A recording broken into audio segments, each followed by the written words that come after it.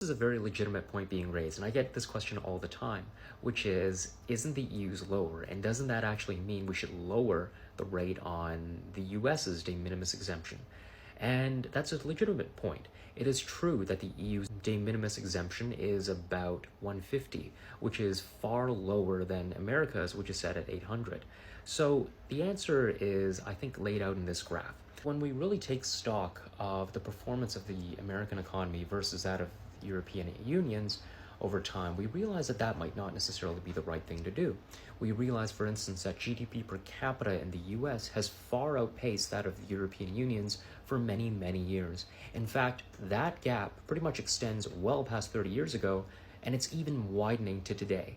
So Europe is essentially falling further and further behind economically. Unemployment has also traditionally been much higher in the European Union than it has been in the US, and wages have stagnated there relative to that in the US. So there are a lot of pain points in Europe as well.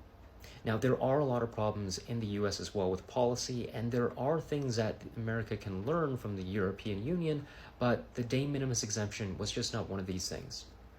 So again, the de minimis exemption in international trade has all in all been a good thing for international trade.